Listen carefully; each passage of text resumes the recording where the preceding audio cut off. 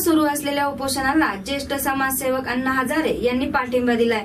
अण्णा हजारे यांच्या सांगण्यावरून उपोषणकर्त्यांनी उपोषण मागे घेतले आहे। लवकरच राष्ट्रव्यापी आंदोलन सुरू करणार असल्याचे आश्वासन अण्णा हजारे यांनी उपोषणकर्त्यांना दिले। महापालिका निवडणुकांमध्ये मतदानासाठी वापरल्या जात असलेल्या ईव्हीएम मशीनमध्ये गैरप्रकार झाला असल्याने या संदर्भात चौकशी करावी, तसेच लोकशाहीचा गळा घोटणाऱ्या ईव्हीएम मशीनवर बंदी घालावी आणि पुन्हा एकदा फेरनिवडणुका घेण्यात याव्या अशी मागणी या उपोषणकर्त्यांनी केली। 5 मार्च पासून श्रीजित रमेशन हे विधान भवन येथे आमरण उपोषणाला बसले होते। त्यांच्या या उपोषणाला भरत कांबळे, हनीफ शेख, बाळासाहेब बोडके, नानासाहेब नलावडे आदींनी पाठिंबा दिला आहे। मी भारत कांबळे, आम्ही वंदनाताईंना निवेदन नाही दिलं। वंदनाताई ह्या स्वतः आमच्या या आंदोलनाला इथं पाठिंबा देण्याकरता आल्या।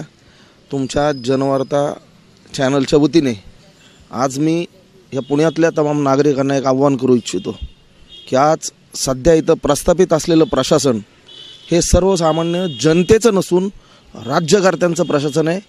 याचं आज जिवंत उदाहरण आजचा हा आमचा उपोषणाचा 7वा दिवस याची साक्ष देतो। पुण्याचा पालक या नात्याने या पुण्यातील नागरिकांचं सर्वप्रथम त्यांच्या सगळ्या हिताच्या गोष्टीचं जतन करण्याचं काम शासनाच्या वतीने हा जिल्हाधिकारी करत असतो, परंतु आज त्याच जिल्हाधिकाऱ्याला इथं बसलेल्या या उपोषणकर्त्यांच्या पश्चात त्याच्या मनामध्ये तिळमात्र कुठली आस्था राहिलेली नाही आहे।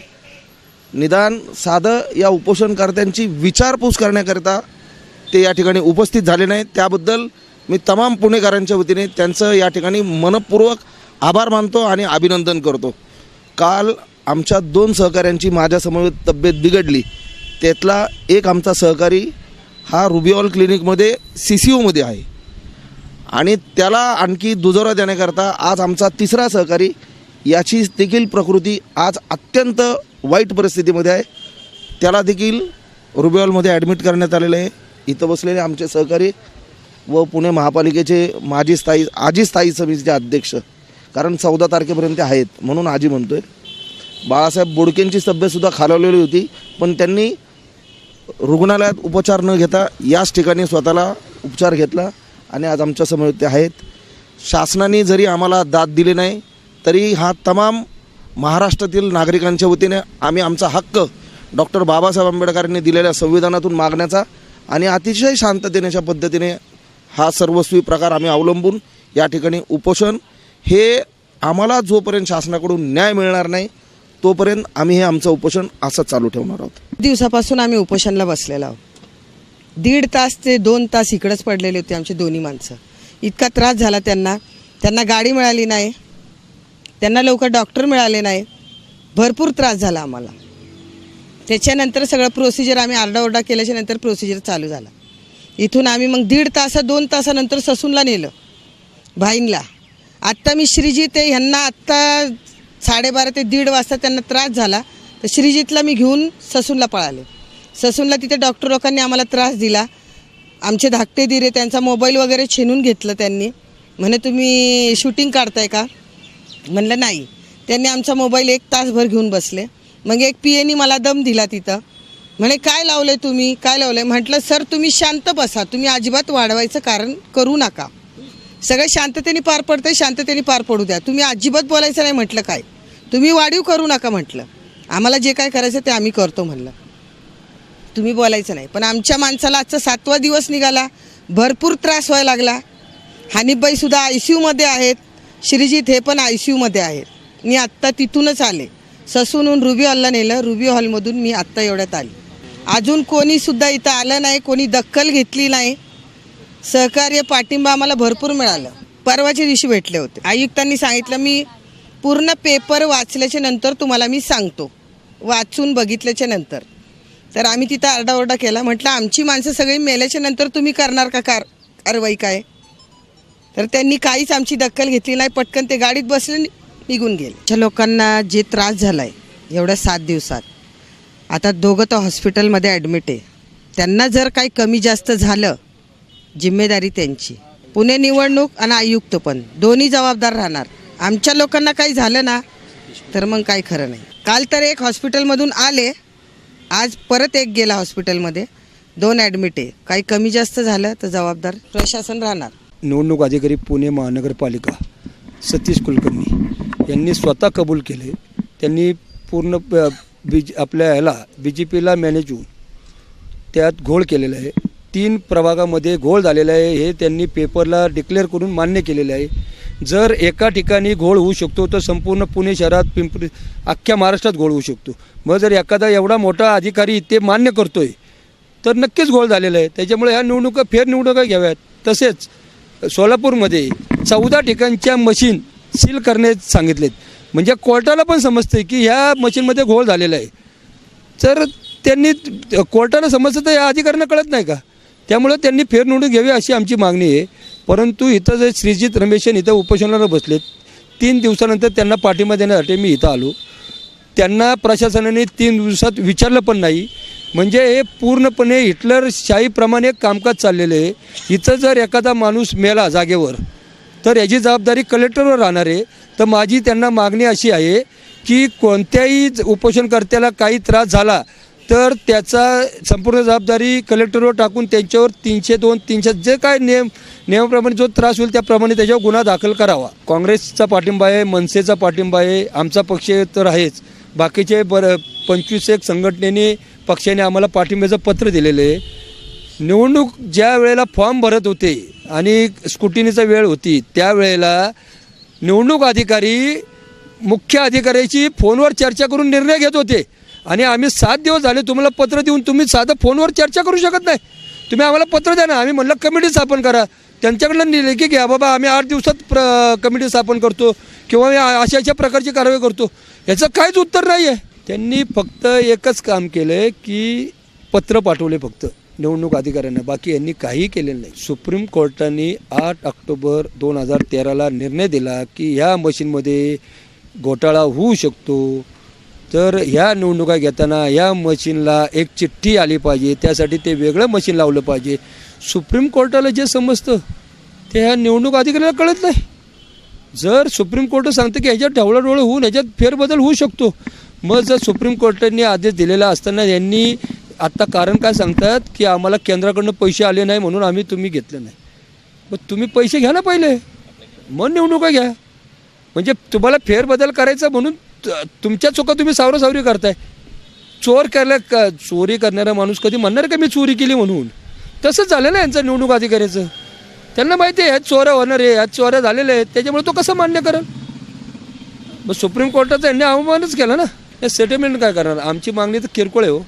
तुम्ही जो घोळ झालेला आहे आम्ही तुम्हाला मागितले, तुम्ही त्याची कमिटी करा, त्याच्यावर निर्णय द्या आम्हाला. आणि जर निवडणूक अधिकारी मान्य करतो की ह्याच्यात फेरबदल होऊ शकतो तर निवडणूक रद्द करा. आणि जो सुप्रीम कोर्टाचा अवमान केला आहे निकालाचा, त्या अवमान केला आहे त्याचं भरून काढा. निवडणुका परत घ्या, बॅलेट पेपर वापरा किंवा त्याला ते चिठ्ठीद्वारे तुम्ही घ्या. आणि माझं तर पूर्णपणे चॅलेंज आहे या सरकारला. ज्या निवडून आलेत ना तुम्ही अर्ध्याच्या वर तुम्ही निवडून येऊन दाखवा बॅलेट पेपरवर. माझं म्हणणं सांगू का? खासदारकीची निवडणूक असती, खासदारकीला जो माणूस उभा राहतो ना तो 25% सामाजिक क्षेत्रात काम केल्यानं 75% पक्ष. आमदारकीला जो उभा राहतो तो 50% सामाजिक क्षेत्रात काम करणारा आणि 50% पक्ष. आणि महानगरपालिकेला जो उभा राहतो तो 75% काम करणारा माणूस आणि 25% पक्षामुळं. आज अशी परिस्थिती आहे की जे निवडून आलेले आहेत ना त्यातले जवळजवळ 25 ते 30% लोक समाजात वावरलेलेच नाही आहे. त्यांना अजून त्यांचा वाढच माहिती नाही आहे. ते निवडणुकीच्या वेळेला 10 दिवसात कुणाच्या घरोघरी त्यांचं पत्रक गेलेलं नाही आहे. त्यांचे बॅलेट पेपरवर काय नंबर होते ते माहीत नाही आहे. आणि अशी लोक जर निवडून आली आहेत असं, आणि काही लोक त्या प्रभागात राहत नाही आहे, त्या प्रभागात राहत नसलेले लोक जर महानगरपालिकेत जर निवडून येत असतील एवढ्या मोठ्या ह्याच्यात तर नक्कीच ह्याच्यात घोळ झालेला आहे ना. त्याशिवाय निवडूनच येऊ शकत नाही. म्हणून यांनी फेरनिवडणूक घ्यावीच असं माझं म्हणणं आहे. पोर होणार आहे त्यांच्या प्रभागात ज्यावेळेला मुख्यमंत्रीची सभा होती त्यावेळेला 25-30 लोक पण नव्हती. त्या ठिकाणी त्यांना 25,000 मतं पडलीत सगळ्यांना. आणि जे दुसरी जे लेडीज उमेदवार होती ना ती राहिला धनकुडी त्या साईडला, तिकडून येऊन त्यांना इथं एवढी मतं पडतात. तर मग तुम्ही पण विचार केला पाहिजे, जनतेने विचार केला पाहिजे. आणि निवडणूक आयोग आता आम्हाला जे 7 दिवसात अनुभव आला आहे तर आम्हाला वाटतं आमच्यातला एखादा वरती गेल्याशिवाय ते काय निर्णय घेणार नाही असं वाटते. त्यामुळे ते त्यांच्या प्रोसिजरने निवडणुकीची जी प्रक्रिया आहे ती राबवत कारण हुकुमशाही चाललेली आहे. त्यामुळे हुकुमशाही पुढं काय चालतं का, लोकशाही पद्धतीने यांनी काम करावं असं आमचं म्हणणं आहे. मी जांबुवन मनोहर युवक क्रांती दलाच्या माध्यमातून यांना श्रीजित आणि बसलेल्या सगळ्या लोकांना उपोषण करून साथ द्यायला आलो आहे. भारतामध्ये लोकशाही ही मताच्या माध्यमातून येते आणि मत जर मॅन्युप्युलेट होत असेल तर लोकशाहीला ते एकदम हानिकारक आहे. आजची आंदोलनाची परिस्थिती अशी आहे की ICUमध्ये हनीफ शेख आमचे साथी ते कालपासून ICUमध्ये आहेत. आमचे एक साथी 230पर्यंत त्यांचा BP गेला होता. आज ते परत आंदोलनात सामील झालेत. बाळासाहेब बोडकेंची परिस्थिती अशी होती की तेही आज उच्च रक्तदाबाच्या त्रासापासून त्यांनी औषधं घेऊन स्वतःची सुटका करून घेतलेली आहे. आज परिस्थिती अशी आहे की 7 दिवस आम्ही इथं बसलेलो आहे, पण प्रशासनातलं कोणीही आमच्याकडे लक्ष देण्यासाठी म्हणजे आमची एक प्रकारची हेटाळणी लावलेली आहे. या देशामध्ये लोकशाही आहे का असा प्रश्न पडतो. आम्ही आंदोलनाला जे बसलो आहे हे आम्ही माणसं आहोत का, किंवा आम्ही माणसं असू पण आतली जी प्रशासकीय यंत्रणा आहे यांना काय मानवी मूल्य आहेत का आणि यांचं डोकं ठिकाणावर आहेत का, हे असे प्रश्न मला तुमच्या माध्यमातून या प्रशासनाला विचारावं असे वाटतात. धन्यवाद. छावा क्रांतीवीर सेनेचा प्रदेश सरचिटणीस. केंद्र आणि राज्य सरकारने EVM मशीनमध्ये मोठ्या प्रमाणात आपल्याला पाहिजे तसा फेरबदल करून पाहिजे तशी माणसं निवडून आणलेली आहे. उदाहरण जर द्यायचं असेल तर प्रभाग क्रमांक 13मध्ये जे दीपक पोटे म्हणून एक उमेदवार निवडून आलेले आहेत. आता 2 महिन्यापूर्वी त्यांना नोटाबंदीच्या काळामध्ये 4 महिन्यापूर्वी नोटाबंदीच्या प्रकरणामध्ये त्यांना 10.5 लाख रुपयासह उज्ज्वल केसकरांसह पकडलं होतं त्यांना. तरीसुद्धा अशी माणसं ज्या सभ्य समजल्या जाणाऱ्या पक्षामधून निवडून येतात हे आपल्या देशाचं लोकशाहीचं दुर्दैवच आहे. आणि त्याच्यानंतरची गोष्ट अशी आहे की जे लोक इथं पराभूत उमेदवार असतील की जे निवडणुकीला उभे असतील, ज्यांना समाजाविषयी लोकशाहीविषयी कळकळ आहे, असे लोक उपोषणाला बसलेले आहेत. प्रशासनाने त्यांची कुठलीही आजपर्यंत विचारपूस केलेली नाही, त्यांची दखल घेतलेली नाही. त्याचा तर आम्ही आमच्या छावा क्रांतीवीर सेनेतर्फे त्यांचा जाहीर निषेध करतो. आणि जर याच्यातून कुठल्याही कार्यकर्त्याला पदाधिकाऱ्याला जर कुठलीही हानी पोचली तर त्याच्यासाठी आम्ही प्रशासनावर सदोष मनुष्यवधाचा गुन्हा दाखल करू, हे छावा क्रांतीवीर सेनेच्या तर्फे आज मी घोषित करतो. उपोषणाच्या 7व्या दिवशी भरत कांबळे, श्रीजित रमेशन आणि हनीफ शेख यांची तब्येत खालावल्यामुळे त्यांना उपचारासाठी खासगी रुग्णालयात दाखल करण्यात आले. या पार्श्वभूमीवर ज्येष्ठ समाजसेवक अण्णा हजारे यांनी श्रीजित यांना एक व्हिडिओ संदेश पाठवला आहे. त्यात EVM मशीन विरोधात सुरू असलेले उपोषण मागे घ्यावे आणि या संदर्भात राष्ट्रव्यापी आंदोलन उभारू.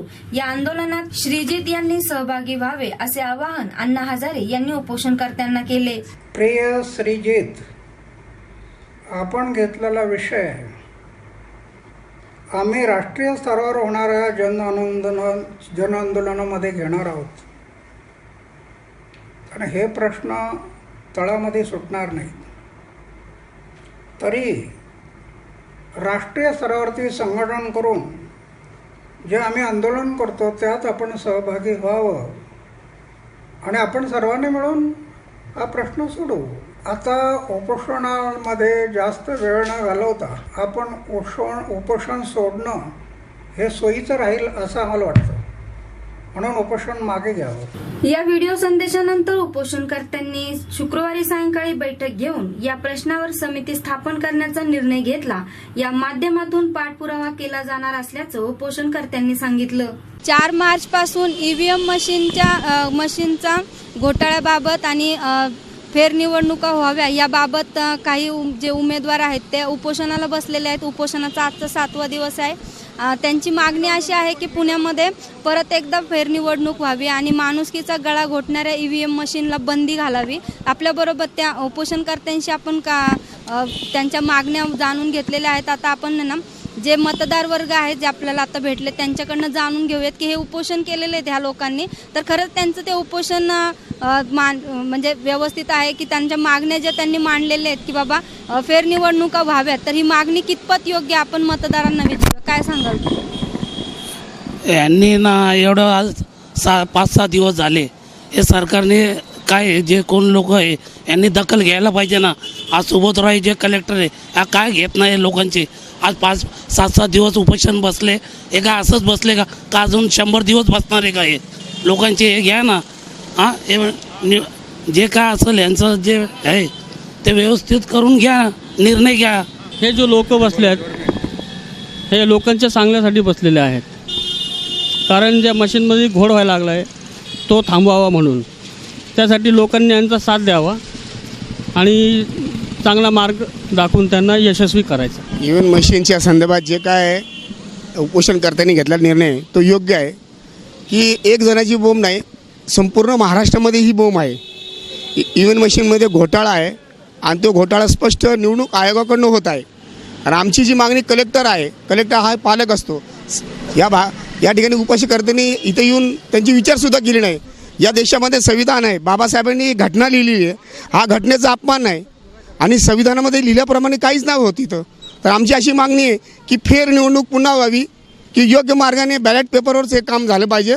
कारण जेव्हा न्यायालयाने निर्णय दिला होता की ही मशीन व्यवस्थित नाही, जगाने नाकारली होती आणि आपल्या देशाने हे केलेलं हे योग्य नाही. न्यायालयाकडून पण नको होतं, पण तरी आपण या ठिकाणी मशीन आणली.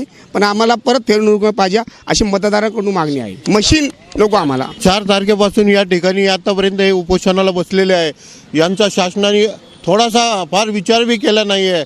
तरी या ठिकाणी शासनाच्या या ठिकाणी सर्व कार्यकर्त्यांतर्फे निषेध व्यक्त करण्यात येत आहे. या ठिकाणी जे आमरण उपोषण केलेलं मंडळींनी हे अगदी योग्य झालेलं आहे. कारण या ठिकाणी खरंच मशीनमध्ये फार मोठ्या प्रमाणात घोटाळा दिसतोय. मतदार याद्यामध्ये सुद्धा वेगवेगळ्या प्रकारचे भाग जे आहे ते तोडून दिलेले आहेत. ईव्हीएम मशीनमध्ये बटन दाबताना सुद्धा काही प्रमाणामध्ये बटन दाबलं गेलं नाही, बटन दाबलं तर त्याचा आवाजसुद्धा आलेला नाही, असेही काही प्रकार उघडकीस आलेले आहेत. असे प्रकार एवढे असताना सुद्धा गांभीर्याने जर अधिकारी वर्ग जर दखल घेत नसेल तर त्याला हे लोकशाहीला म्हणजे त्याचा गळा दाबल्यासारखा प्रकार आहे. त्यासाठी ही ईव्हीएम मशीन या ताब्यात घेण्यात याव्या आणि फेर निवडणूक या ठिकाणी पुण्यामध्ये लागावी अशी आमची सर्वांची मागणी आहे. धन्यवाद.